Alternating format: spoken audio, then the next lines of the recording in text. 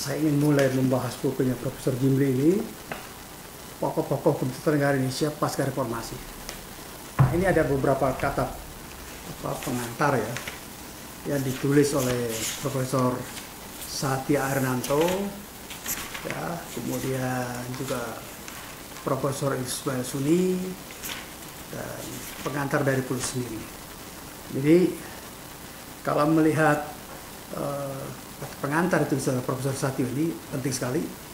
Ya, dibilang begini, sejak pertama kali diajarkan dalam mata kuliah Staatsrecht di negeri Belanda, Verfassungsrecht di Jerman, atau State Law atau Constitutional Law di Inggris, atau nama lain Droit Constitutionnel di Prancis, dan dalam berbagai istilah mata kuliah di berbagai negara, materi perkuliahan hukum tata negara sebagai istilah yang lazim dipakai dalam Indonesia telah mengalami perkembangan yang sangat pesat.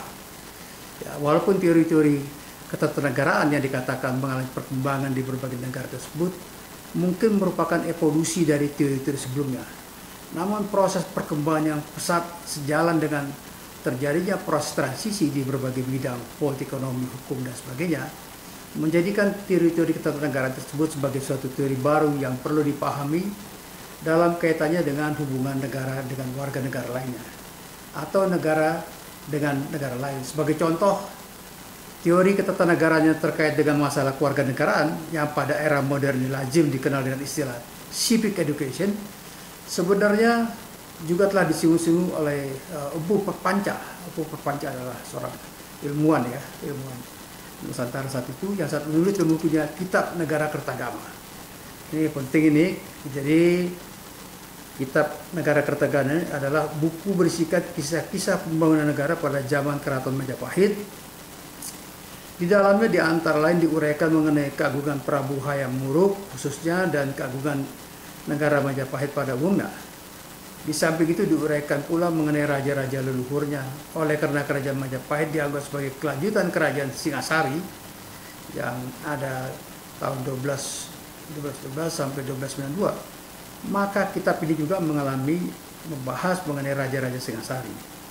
Nah, ini bisa dilihat banyak orang menulis, di antaranya adalah Bambang Pramudio, Kitab Negara Kertagama, Sejarah Tata Pemerintahan dan Peradilan Keraton Majapahit. Diterbitkan di Jogja oleh penerbit Gelombang Pasang tahun 2006. Jadi di Australia, ya masih menurut Satya, ketika PH Lande menulis buku kecilnya Introduction to Australian Constitutional Law dan dipergunakan di antara di Law School University Sydney pada tahun 1997, ia melontarkan beberapa pertanyaan mengenai sebagai berikut. Why did a margarine manufacturer think it could stop New South Wales from imposing its quota system on him? Why can we, a Commonwealth Parliament, do something about hire purchase? Must that public servant obey the Commonwealth Industrial Act? What is Premier Conference? Jadi permasalahan-permasalahan ini kemudian dijawab dalam bukunya sambil menguraikan beberapa teori-teori ketatanegaraan yang belum sekompleks yang kemudian terjadi pada kemudian. Kompleksitas teori-teori ketatanegaraan antara lain mengenai isu perlunya perubahan konstitusi muncul di Australia. Isu perubahan konstitusi Australia dimaksud sangat membuka pada tahun 1995 dalam rangka memperingati 20 tahun pemecatan Perdana Menteri Gough Whitlam oleh Gubernur Jenderal Sir John Kerr pada 11 November 1975. Center for International Public Law, Faculty of Law, Australian National University di Canberra menggelar dua konferensi yang salah satunya bertajuk The Quadrant of Constitutional Change. Menurut wartawan senior Australia, Paul Kelly, yang secara khusus menerbitkan buku dalam rangka peringatan pemecatan tersebut, peristiwa 1975 tersebut merupakan suatu peperangan kekuasaan dalam konteks konvensi politik atau politik convention versus ketentuan konstitusi atau constitutional provision. Namun esensi sebenarnya bersifat pribadi, yaitu pertarungan antara Gough Whitlam, Malcolm Fraser dan Sir John Kerr dari Australian Labour Party dan Labour Party dan Country Party. Section 1 dan terutama Section 2 Konstitusi Australia menjadi dasar pemecatan itu antara menegaskan bahwa a federal parliament which consists of the Queen, a Senate, and a House of Representatives and a Governor General appointed by the Queen shall be Her Majesty Representative in the Commonwealth. Ketentuan ini dianggap memberikan kewenangan hukum bagi Gubernur Jenderal untuk memberhentikan Perdana Menteri Australia. Salah satu isu perubahan konstitusi Australia yang membuka pada tahun 1995 ialah mengenai perubahan bentuk negara dari monarki menjadi republik. Tuntutan ini dikenal dengan gerakan republikanisme. Sebagaimana diketahui, Australia pada saat ini berbentuk monarki konstitusional. Ratu Elizabeth yang sudah wafat adalah kepala negara, digantikan oleh Raja Charles. Walaupun pada saat itu ia berkuasa sebagai Ratu Australia, di Queen of Australia, sebagai ditetapkan dalam Commonwealth Legislation pada tahun 1973, kedudukannya sebagai Ratu tersebut tidak memiliki fungsi bagi Australia, kecuali yang berkaitan dengan pengangkatan dan pemberhentian wakil-wakilnya. Hal inilah yang melatar belakangi timbulnya Republicans tersebut. Kembali ke persoalan Profesor Sane, sekitar 30 tahun kemudian, ketika sudah menjadi Profesor Emeritus pada universitas yang sama, ia menerbitkan sebuah buku lainnya berbeda dengan buku sebelumnya. Dalam buku ini, ia secara khusus mengulas mengenai 200-an kasus-kasus hukum tata negara Australia.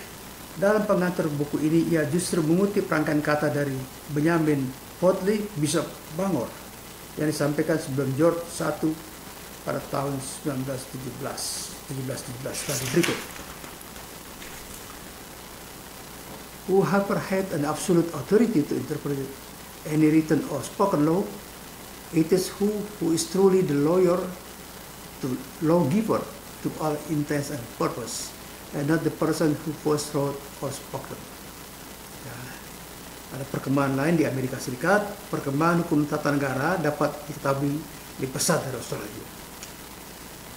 Pada masa-masa awal pelajaran hukum tata negara, para mahasiswa di sana, atau maksudnya di Amerika Serikat, sudah mendapatkan pemahaman mengenai permasalahan struktur pemerintahan yang diawali dengan pembahasan mengenai interpretation of the Constitution, yang kemudian dilanjutkan dengan masalah-masalah mendasar lainnya seperti constitutional adjudication, the judicial power, dan sebagainya, hingga ke masalah-masalah kompleks semacam economics, due process, and the taking clause, yang antara lain membahas mengenai amandemen ke-14 Konstitusi Amerika Serikat. Pada tahapan selanjutnya, para mahasiswa diperkenalkan dengan permasalahan-permasalahan the Bill of Rights dan perubahan-perubahan yang diberikan pada isu-isu yang berkaitan dengan hak asasi manusia. Dalam kedua buku tersebut tidak hanya diberikan mengenai teori-teori, namun juga aspek lainnya yang terkait dengan kasus hukum tata negara. Di Eropa, jika pada suatu saat kita hendak mempelajari hukum tata negara secara komprehensif, di samping harus menelaah berbagai buku yang berkaitan dengan politics in the European Union, kita juga harus membolak-balik berbagai literatur yang terkait dengan aspek-aspek sejarah Eropa. Misalnya permasalahan muncul sekitar transformasi Eropa, hak-hak fundamental dan batas-batas fundamental, tentang konflik standar-standar dan nilai-nilai dalam konteks perlindungan asasi manusia dan ruang hukum Eropa, hingga ke aspek integrasi dan perkembangan Eropa pada saat itu. Untuk konteks Indonesia, jika kita meninjau isi materi perkuliahan Profesor Mr. Djoko Sutono di Fakultas Hukum Universitas Indonesia pada tahun 1990-an, akan nampak bahwa materi perkuliahan hukum tata negara sedikit banyak dikaitkan dengan perkembangan aktual dan isu-isu yang sedang dibicarakan masyarakat. Hal ini sejalan dengan istilah situation governing head yang seringkali beliau kemukakan, yakni bahwa alam pikiran seorang ahli itu tidak berdiri sendiri, tidak otonom, akan tetapi dipengaruhi oleh suasana di sekitarnya. Misalnya, untuk menyesuaikan diri dengan suasana perdebatan mengenai pembentukan konstituante dan konstitusi baru untuk menggantikan undang-undang sementara tahun 1990, pada saat itu Profesor Djoko Sutono banyak memberikan kuliah dengan tema teori konstitusi. Berkaca pada pengalaman berbagai negara yang termasuk Indonesia tersebut, sangat tepat jika pada era reformasi ini Profesor Jim Lee Asidiki, seorang guru besar hukum tata negara pada Fakultas Hukum Indonesia, juga merupakan Ketua Mahkamah Konstitusi RI, berusaha untuk mengisi kekosongan-kekosongan buku yang membahas mengenai hukum tata negara positif dalam peraturan ini.